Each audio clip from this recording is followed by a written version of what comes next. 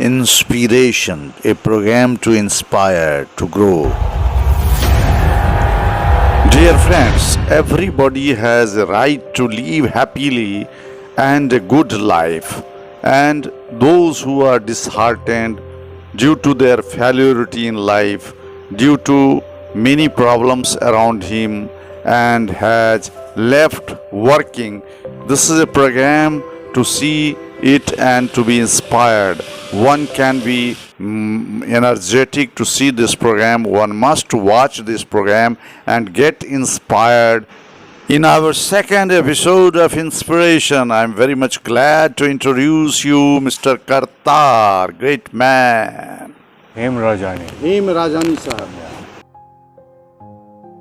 Introduce about yourself.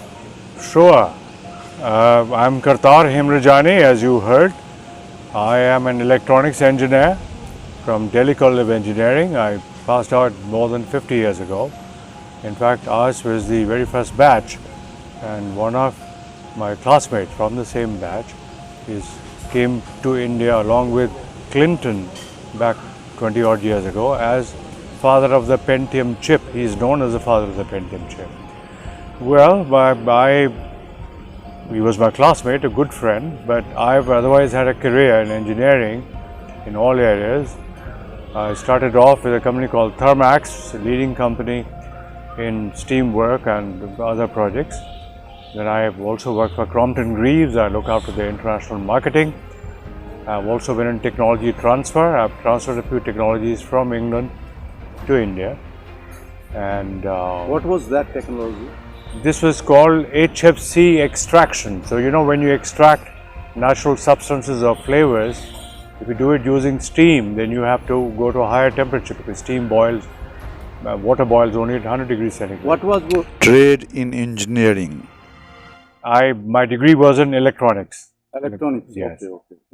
The very first batch, well, almost 55 years ago. Excellent. Is there any extraordinary contribution in your technical field? If it is, please Yes, describe. I would say bringing along this technology, as an engineer you work, of course, you do make a contribution. But here we introduce a technology which makes it possible to extract flavors and substances at very low temperature, even lower than ambient temperature. So the properties of these substances retain their natural value. How can we eradicate our poverty existing still after independence? I know. Many plans, works have been done, Yes. but the same thing is existing. Unfortunately, not a lot of work was done, as you put it. It's only started in right earnest in the last 10 odd years after the coming of Mr. Modi. Not that I want to praise a particular person, but then you have to put the right emphasis on this on development, which he has got. I think another 10 or 15 years. By the way, the poverty line has come down from a high of 50-60% a few years ago to only about 10-15%. These are World Bank figures. There's a lot of work and lots being done. I think another 10 years time, I don't think there would be anything like poverty in India.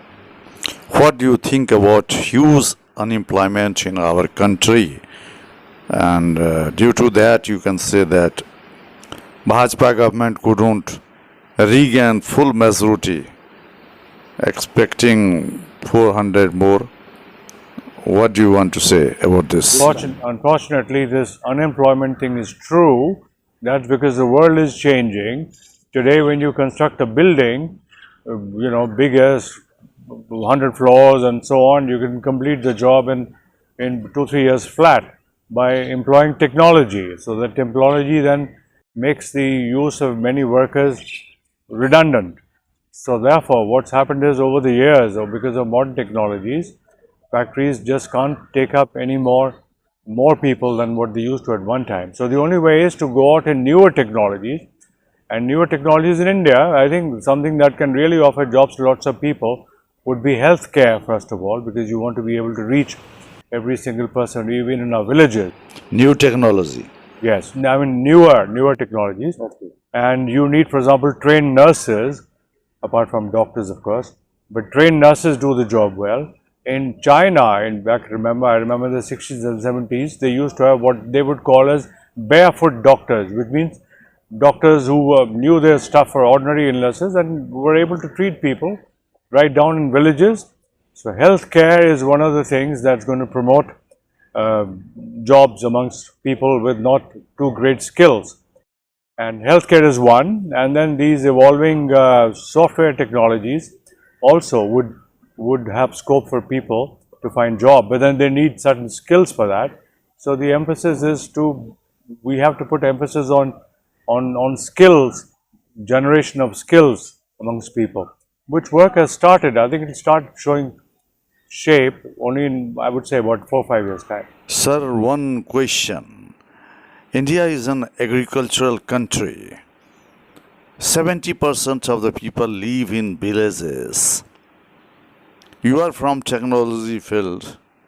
Can technology be helpful and uplift the status of villagers? Yeah, you see, India is not an agricultural country any longer because the contribution of agriculture to our total GDP is less than 30%, whereas 50, 60 years ago it used to be more than 50%. The point is not to make this contribution of 25 to 30% to GDP. You don't need to employ as many people in agriculture as we today because it's just underemployment, that's all.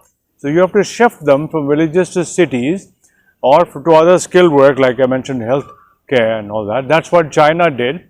And today, I think the labor in China and whatever they produce is less than even ours. So you have to give them other skills, and that's the only way also to reduce poverty, because how much can agriculture bring you by way of income? Dal roti is okay, but dal roti I think everybody is getting even in these days. So for higher incomes, you have to generate more income in the country. For that, you need higher skills. Technology is every day changing. Yes, precisely.